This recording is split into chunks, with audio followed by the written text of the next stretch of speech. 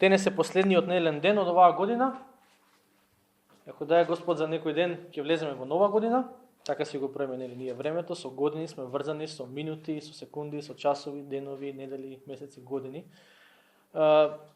И знаете, обично кога доаѓа крајот на некоја стара година, ако може да кажеме, кога се наоѓаме во овој период од годината, често знаеме, не често, ама некои луѓе, ајде барем знаат да направат еден преглед како поминала до сега оваа година и во главата си правиме некои планови за следната година. Што ќе промениме од 1 јануари. Не знам вие што ќе промените од 1 јануари. За некои од нас промената секој пат се сведе од 1 се ставам на диета. Така. И пред богослужбата зборувавме за една многу чувствителна тема за мене, тоа е руската салата. И обично велиме од 1 ќе почнам со диета и на 1 ти останала руска салата од 31 и си викаш како да почнам сега со диета. Треба да се изеде руската салата, да не се фрли, така. Ќе остане и за 2 и веќе ја одлаговлекуваме диетата за 3, 4 по Божи ќе дојде и си викаме, знаеш што?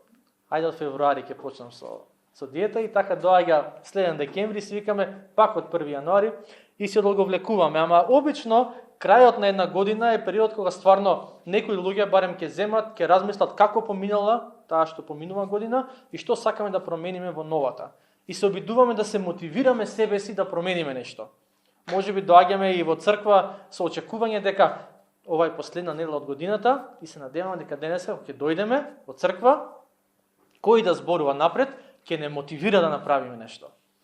И случајно или не, ама мислам дека не е случајно, денеска се наоѓаме во текст во книгата Неемија, каде што Неемија застанува пред јудејците во Ерусалим и се обидува да ги мотивира да ги изградат ѕидините околу градот Ерусалим. И можеби се сеќавате, ама на кратко ќе ве потсетам, значи Неемија беше човек кој што живееше пред околу 2500 години, евреин по потекло, имаше супер работа, имаше супер позиција во Персиското царство и дознава дека градот Ерусалим, на некој начин, иако најверојатно не бил роден Неемија во Јудеја, во Израел, ама сепак дознава дека градот на неговите татковци, неговите дедовци, дека е во рушевини. И кога дознава дека е во рушевини тој град, Неемија во себе чувствува повик и поттик и желба да направи нешто да го обнови тој град, да ги обнови ѕидовите во градот, кои што биле срушени, да ги обнови портите, кои што биле со оган изгорени, ама покрај другото, не сакам оваа книга да ја гледаме само како книга во која што дошол некој човек и ги изградили ѕидовите, тука станува збор за изградба на духовната состојба на народот. Не е само изградба на ѕидови, не беше во рушевини само Ерусалим како град, како инфраструктура. Во рушевини живееше народот, духовни рушевини и морални рушевини. И Неемија покрај другото оди да ги обнови тие ѕидови, ама како што ќе обработуваме книгата, ќе сватите дека Неемија не завршува со обновата на ѕидовите. Ги обновува ѕидовите и сваќа дека, ајде сега еден пример само, сваќа дека јудејците кои што живееле во Ерусалим во тоа време, евреите, почнале да влегуваат во мешани бракови со другите народи. А Бог многу јасно им кажа на израелците, пред да влезат во ветената земја, немојте да влегувате во мешани бракови со околните народи. Друго беше кога некој од околните народи, пример се има некој маж кој што сака да се жени евреин, има некоја девојка која што ја прифатила верата во Господ, он може да ја земе, не е проблем. Ама кога мажот му се поклонува на Господ, а жената се поклонува на други богови, Бог им рече, ако си земате такви жени, со тек на време ќе отпаднете. Они не му веруваа и со тек на време отпадна од верата. Неемија заврши со обновата на ѕидините околу Ерусалим и свати дека има многу мешани бракови во Ерусалим. Почна со тоа да се занимава. Свати дека Бог им кажа на израелците, преку 10 Божи заповеди, саботата ќе одмарате. 6 дена ќе работите во неделата, саботата ви е ден за одмор. Во времето на Неемија, вика, доаѓаат трговци пред портите на Ерусалим и продаваа, купуваа, луѓе почнаа да си работат во сабота.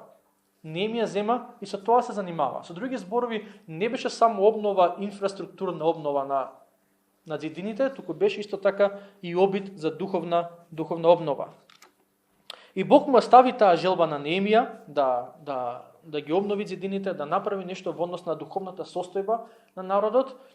И Неемија, поради таа желба, на некој начин му ја врати на Бог и му рече: ова што ти ми го стави на срце, те молам да ми дадеш, се парафразирам, да ми дадеш можност да го направам. И бараше можност да разговара со царот, кој што му беше шеф на Неемија во тоа време, персискиот цар.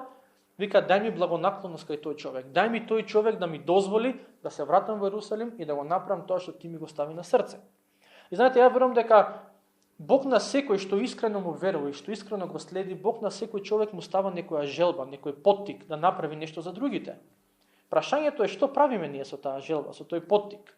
Можеме да седиме во комфорт зоната и да не направиме ништо во однос на тоа, или можеме да истапиме со вера и да ги благословиме другите онака како што Бог не поттикнува да го направиме тоа.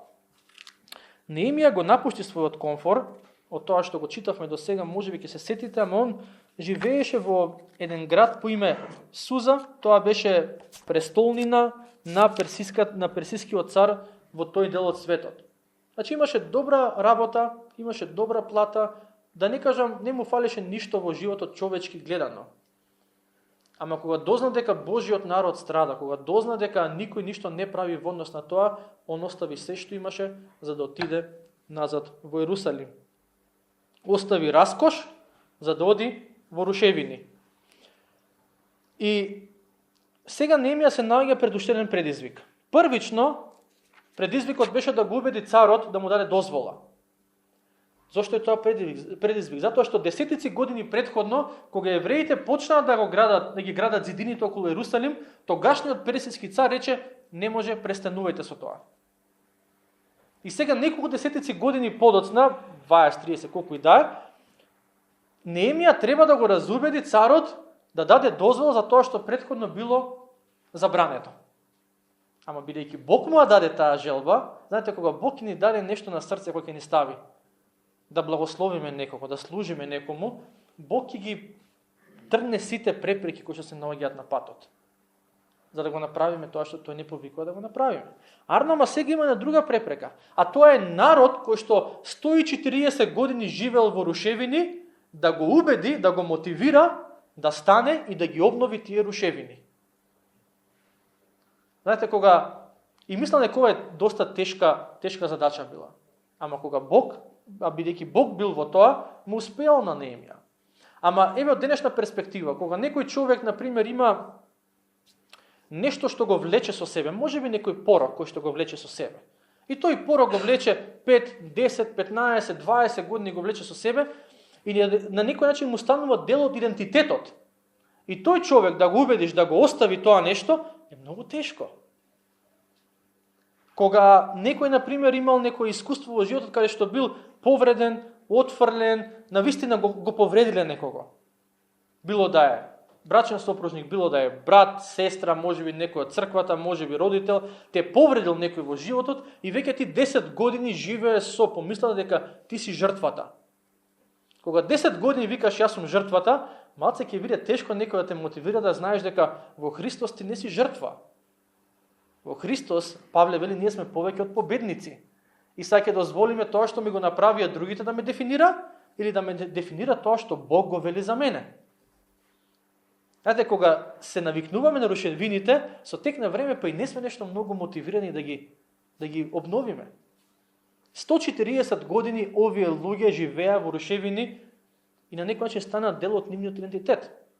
И доаѓа Неемија, човек кој што од страна, кој што можеби никој па до сега не го посетил тој град, доаѓа и неговата задача е да им каже: ајде да се фатиме за работа.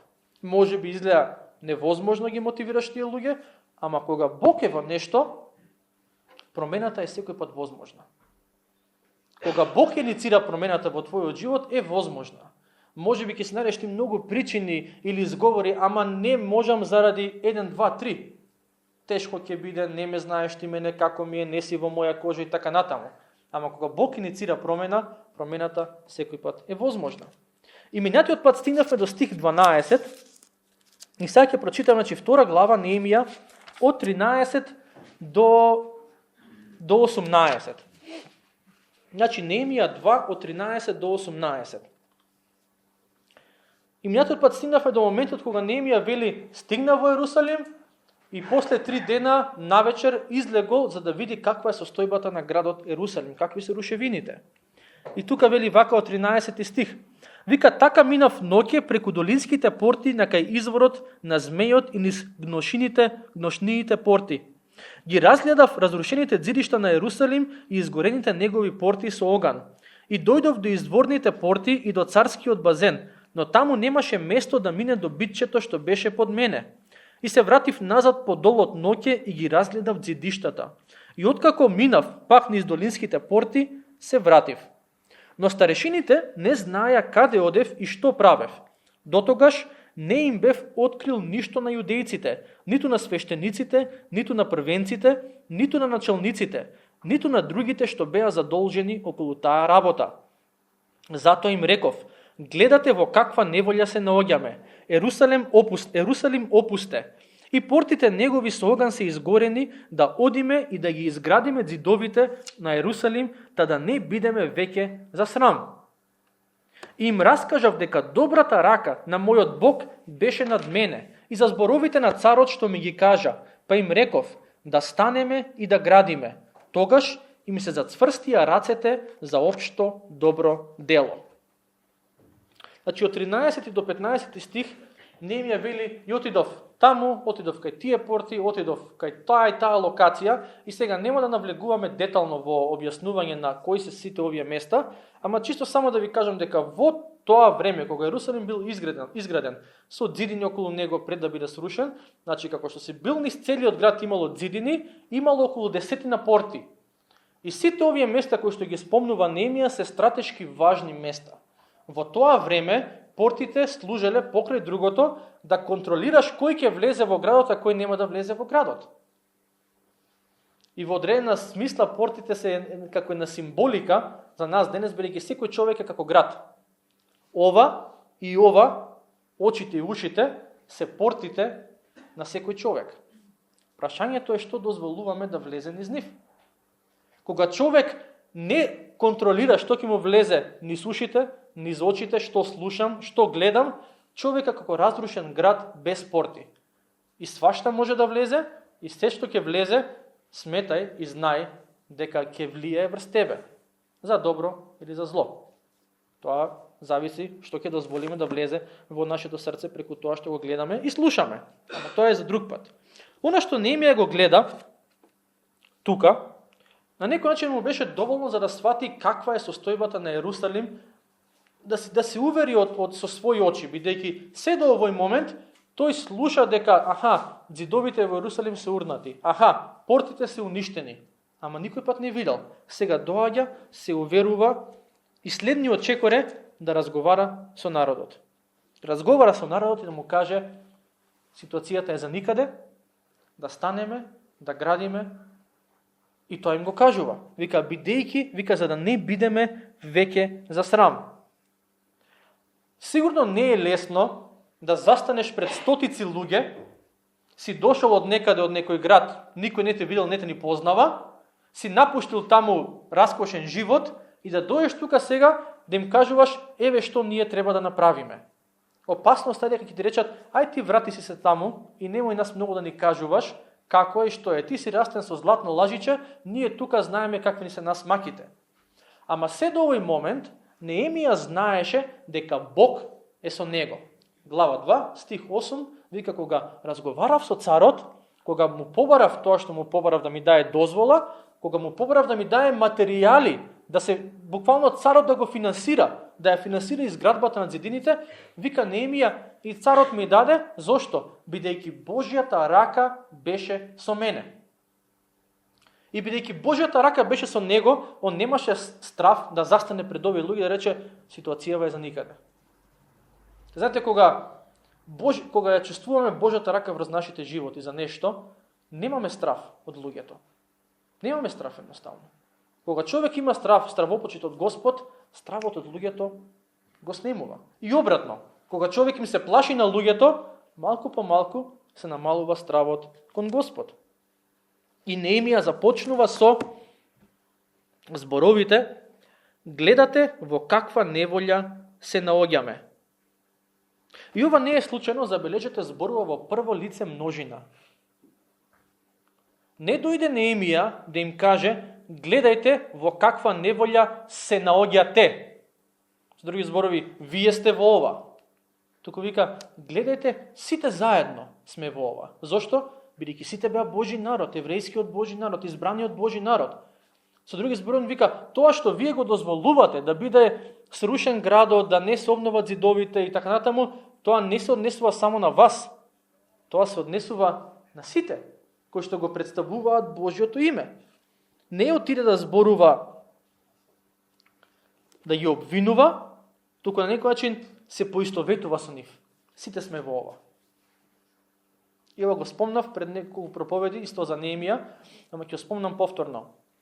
Во христијанската теологија има еден збор што се нарекува типологија, и тоа е кога некои ликови настанали случаи се слика на Христос или може да ги повреди со Христос. Ова е тоа. Како што Неемија дојде кај овие луѓе, него му беше супер таму во Суза. Можеше да се остане таму и никому ништо. Ама он дојде да им помогне да го обноват Ерусалим. На сличен начин, повторно, не е совршена споредба, ама на сличен начин, Христос го напушти небесниот престол, дојде на оваа земја, зеде тело како нас, се поистоветува со нас, живееше помеѓу нас, умре на крстот на Голгота, плати за нашите гревови и по 3 дена воскресна. Како што Неемија се поистоветува со јудејците во Ерусалим, Христос дојде да се поистоветува со нас и да не спаси. Христос не дојде на овој свет да ни каже колку сме ние супер. Супер си, само така продолжи си, терај напред. Неемија не дојде на израелците, на јудејците да им каже, вие сте супер, рушевини нема врска, ама битно добри сте вие. Не, дојде да ги соочи. Христос дојде да не соочи. Во Евангелие според Јован се вели дека Христос дојде полн со вистина и благодат. Може би сте го прочитале, тој стих, ама е многу важен. Вистина да не соочи со реалноста, дека сме грешни, ама и благодат да ја промени нашата реалност. И тоа е Евангелието. Тоа е Евангелието. Христос дојде да не соочи со реалноста и преку неговата смрт и воскресение да ја промени нашата реалност доколку сакаме. Бог нема намера да ни ласка нас, да ни кажува дека сме такви какви што сме, дека сме добри. Неемија не им ласкаше на луѓето, Светото писмо не ни ласка. Ни кажува дека сме грешни. Ама не ни дава само диагноза, ни дава и терапија, дека во Христос секој грев може да биде отстранет. И потоа Неемија им вели на крајот од говорот што го читавме, им вели на јудејците да не бидеме веќе за срам. Да не бидеме веќе за срам. Срамота било во тоа време еден град да нема дигнати ѕидини, да нема порти, срамота било. Како што пред месец-два кога да беше кај нас беше срамота кога Скопје пливаше во ѓубре. Ајде ако може да дам некоја споредба. Срамота е за градот, срамота е за сите што живеат во него, срамота е за сите што се одговорни. Неме вика, ова е брука. Брука за сите нас. Ама има еден друг важен аспект. Дека срамот прво се однесува на јудејците, на Божиот народ, оние кои што избран народ, ама тука има еден друг важен аспект кој што се однесува на Господ. А тоа е дека однесувањето на јудејците, на израелците во Стариот Завет, во одредена смисла му носеше срам и на Господ, на Господовото име. Значи не беше само дали другите ќе речат, о, срамота во јудејците, гледај какви се. Туку они се поклонува на еден Господ. Каде им е тој нивни Бог сега? Тие народи не знаеат дека токму Бог го дозволи тоа што се случи во Ерусалим. Ама во одредена смисла тоа го кажува Бог и преку пророците, дека неговиот народ го осрамоти неговото име. Се нарекува, ние сме Божи народ. И кој ти е тој Бог кој што те оставил во такви ситуации, во такви рушевини? Повторно, тие околни народи не знаеа дека Бог им кажа на јудејците, ако не одите по мојот закон, еве што ќе се случи. И тоа им се случи. Ама со нивното однесување, покрај другото, они донесува во одредена смисла срам на Господовото име, на Господовата репутација. Тој им го вели го имам тука запишано стихот во Езекијел 36:20. Каде што Бог им вика на израелците, отидоа низ другите народи, вика, и моето име го загрозија на некој начин. Се нарекуваат со моето име, ама не го оправдуваат тоа. И тоа зарем не исто така и со нас христијаните. Се наречеш христијанин, значи да се поистоветиш со Христос. Ако јас се поистоветувам со Христос, со неговото име, а не со неговото учење, може би носам срам пред другите на неговото име. Јудејците или израелците во Стариот Завет беа поставени таму каде што беа поставени. Сеќавате, Бог ги изведе од египетската земја и им ја даде таа ветена земја, која што има вето уште на Авраам. И Бог ги постави јудејците, израелците ги постави таму со цел да бидат добро и позитивно сведоштво за него пред другите народи, околните народи. Значи Бог ги постави помеѓу народи кои што беа многобожечки народи. И идејата беше, ќе бидете тука.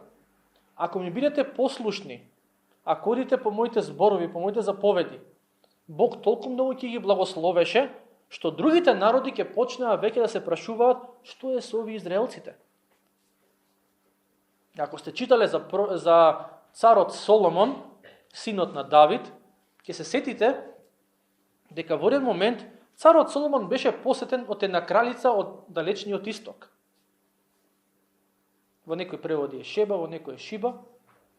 И кралицата на таа кралица дојде да се запознае со Соломон и со своји очи да види и да слушне со своји уши како тој Соломон е толку мудар. Од каде му е него таа мудрост? Од каде му е него тоа богатство? И дојде, и виде, и се увери, и тоа беше сведоштво за Господ. Не за Соломон, за Господ кој што го благослови Соломон. Тоа требаше да бидат израелците во Стариот Завет. Сведоштво за околните народи, за тие да дојдат и да речат, тој Господ на кој што вие му се поклонувате, сакаме и ние. Ама за жал, старозаветната историја ни сведочи дека се случи обратното. Наместо израелците да им сведочат на околните народи и околните народи да поверуваат во Господ, се случи обратното. Околните народи им ги наметнаа своите богови на израелците и дојдоа до тие рушевини и до тоа дередже до кое што дојдоа. Ајде направиме споредба со христијаните денес. Причината зошто Бог ги остава христијаните, една од причините, денес, на овој свет, да живеат, а не ги зема одма штом ќе поверуваат во Него, зошто? За да бидеме сведоштво за Христос. Добро и позитивно сведоштво за Христос.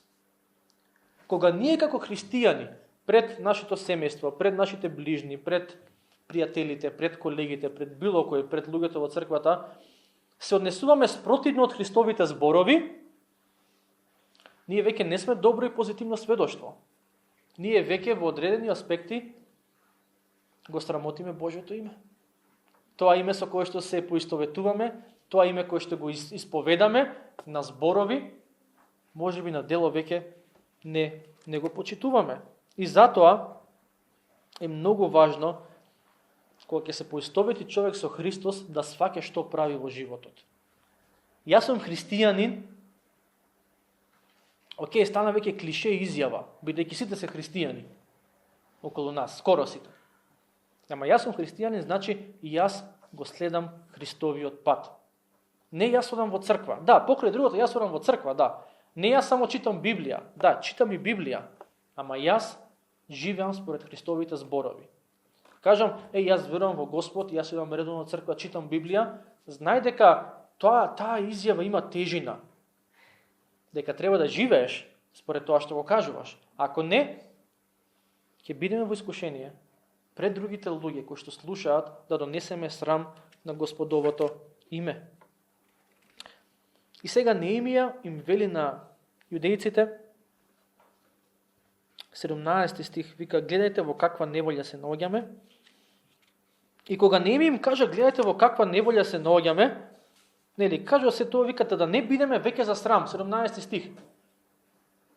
И во 18 стих не пишува одма и јудејците стана и рекоа, хајде да градиме. Не, на народот најверојатно му требаше уште време да се разубеди, да свати дека ова треба да го направат. Ама кога во 18 стих Неемија почнува да зборува, вика, за добрата рака на Бог која беше врз мене, тогаш веќе јудејците добиваат малце поинаква перспектива и тогаш се вели дека рацете им се зацврстија за општо добро дело. Со други зборови, додека Неемија викаше за никаде сме, ајде да градиме, штурци. Никој не вика, супер, ќе градиме. Моментот кога рече Бог е во ова, Бог ми ги отвори сите врати кои што требаше да бидат отворени, тогаш луѓето викаат, во ред, ајде да се фатиме за работа. Да ве подсетам, претходно беше забрането, изградбата на зидот беше забранета. Овој пат Неемија им вели, знаете што, го имаме Божиот благослов, а го имаме и благословот на царот. За други зборови, нема веќе изговор. Знаете, кога Бог сака да направи некоја промена во нашите животи, обично ги трга сите изговори. Ние може да се ги бараме. Ама Бог кога сака да направи промена, ќе го тргне секој изговор. Ако си подготвен или подготвена да го тргне секој изговор кој што го имаш. Ама забележете една интересен и важен контраст во стиховите 17 и 18. Во стихот 17 Неемија, читавме, ќе повторам, вели, гледајте во каква неволја се наоѓаме. Ерусалим опусте, за никаде, ајде да станеме да градиме, за да не бидеме веќе за срам. А во стих 18 вика, им раскажав дека добрата рака на мојот Бог беше над мене. Која е разликата?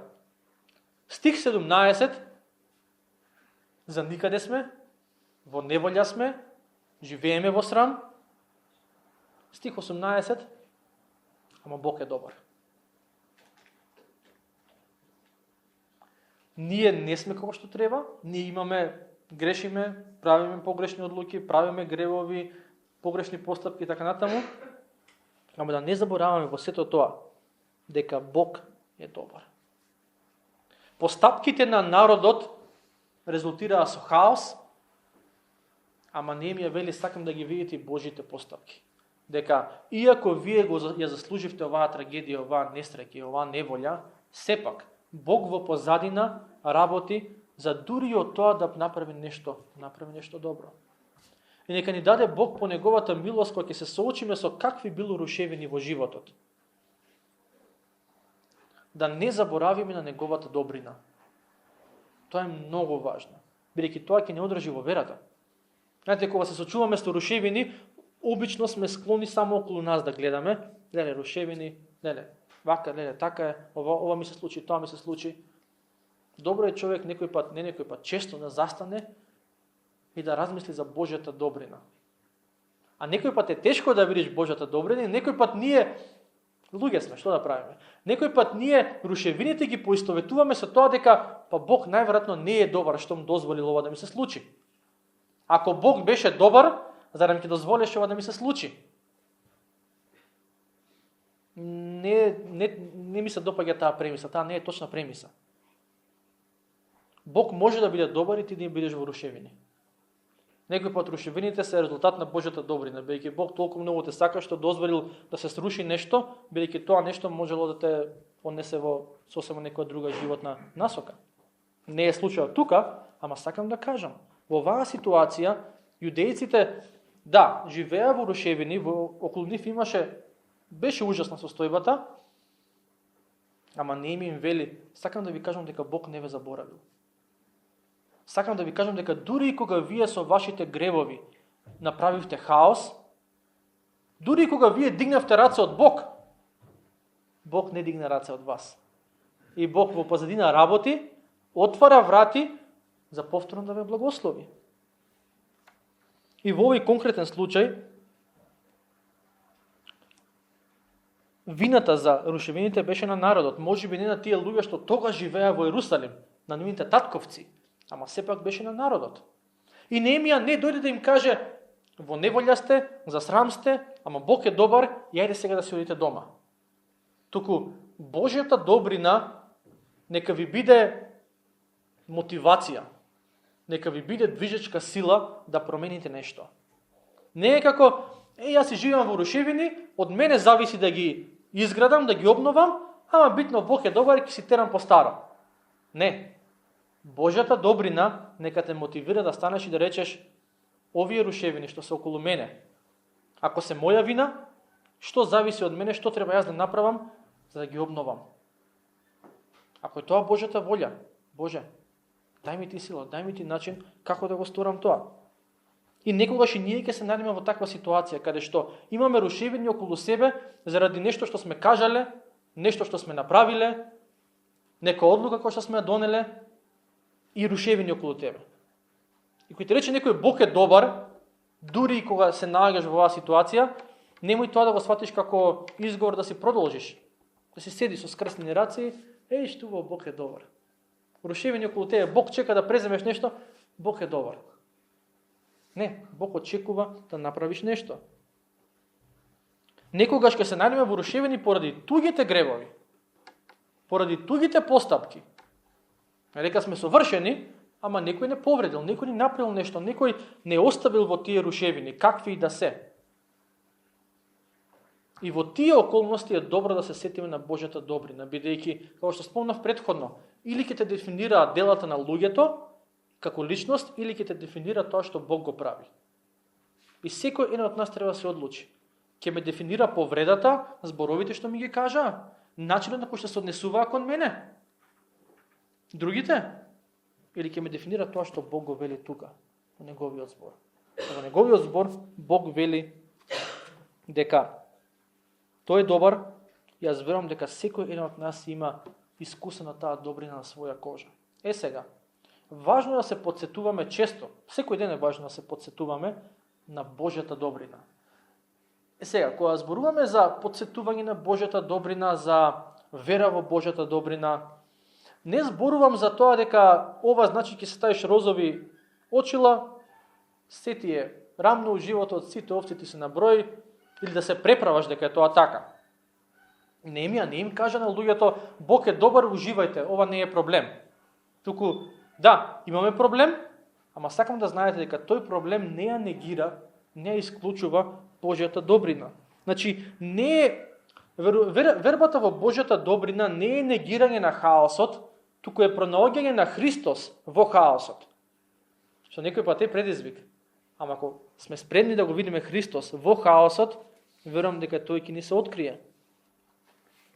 Има запишано 3 причини зошто е добро човек да размислува на Божјата добрина независно со што се соочува во животот. И првата причина што има тука запишано е затоа што сеќавањето на Божјата добрина и вербата во Божјата добрина ќе ни даде една поинаква перспектива на случувањата околу нас. Нема да ги гледаш случувањата околу тебе како што би ги погледнал некој што не го познава Христос. Ќе имаш друга перспектива. И некој рекол дека животот можеме да го живееме без навреда или како кокошки или како орли. И са што е разликата? Кокошката си е на земја доле и видокругот ти е релативно ограничен. Тоа што го гледа пред неа, толку е. Орелот, од друга страна, у секој време може да се вивне во височините и да види малку повеќе. Да го погледне своето окружување од друга перспектива. И сега секој еден од нас, кога човек се соочува со некакви рушевини, ако гледа само на рушевините, со извинување, гледа како кокошка. Само околу тебе, тука, свртиш лево десно главата, имаш на 20 метри квадратни и тоа е за тебе животот. Ама кога човек ќе се потсети на Господовата добрина, кога ќе верува во Господовата добрина, тогаш веќе се дига малце повисоко. Ја гледа ситуацијата од сосема поинаква перспектива. Тоа е зошто една од причините зошто е важно, како што Неемија ги потсети, Божјата добра рака беше со мене, да се потсетиме, знаеш што? Да, можеби не е совршен мојот живот, сигурно не е совршен, Божјата добра рака е над мене. Не знам многу работи во однос на иднината, не знам што утрешниот ден носи, ама едно знам. Божјата добра рака е над мене.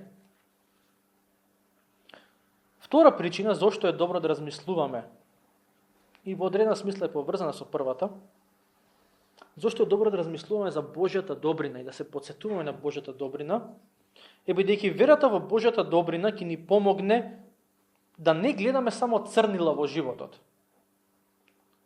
Верата во Божјата добрина или потсетувањето на Божјата добрина ќе ни помогне да не гледаме само црнила во животот.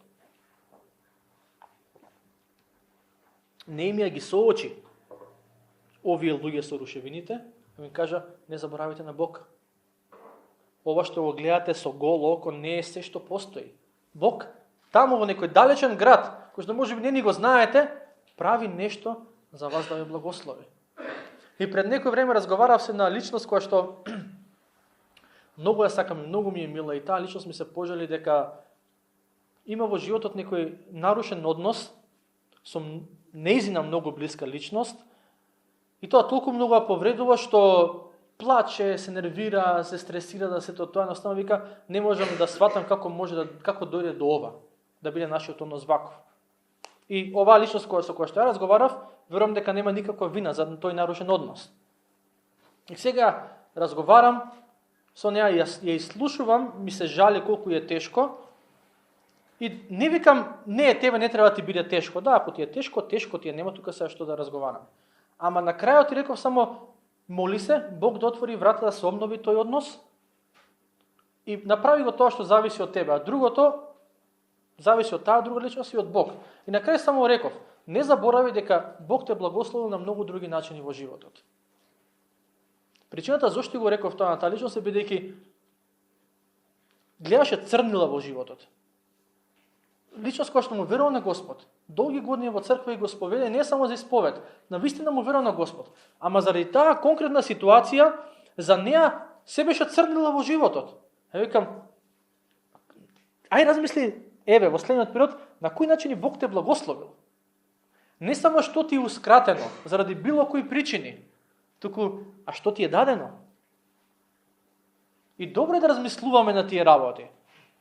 Да, можеби нешто ми е ускратено и не ми се допаѓа оваа ситуација, ама како Бог те благослови во многу други ситуации. И нека тоа ти биде поттик да речеш, па каква и да е ситуацијава, знам дека Божјата добра рака ќе биде и ќе биде врз мене. Не ми ја сакаше тоа луѓето да го сватат, овие јудејците. Тешко е, ама не заборавајте на Бог, не е се црнила. И трета причина што имам тука запишано, е дека верата во Божјата добрина и потсетувањето на Божјата добрина е добро сведоштво за другите луѓе. Исто многу важен аспект. Неемија ја искуси Божјата добра рака и кога застана пред јудејците, тој ден сведочеше за Божјата добра рака. И токму тогаш, вика, на јудејците им се зацврстија рацете за општо добро. Со други зборови, тогаш јудејците сватија дека Бог е во ова, ајде да почнеме да градиме. Сега, не велам дека секој пат, кога зборуваме за Божјата добрина, дека другите околу нас ќе речат, ле, кај беше до сега во животот да ми го кажеш ова. Дека секој пат луѓето ќе речат, супер, јас ќе верувам и така. Некој пат луѓето ќе веруваат, некој пат како во случајов ќе станат, ќе направат нешто, некогаш луѓето ќе те слушаат како зборуваш за Божјата добрина и ќе речат, скренал малце. И во ред нека зборуваат, не е тоа проблем. Битно е ние, тоа е нашата одговорност, ние да ја препознаваме Божјата добрина во секој аспект од нашите животи, во секоја фаза од нашите животи и да сведочиме за неа.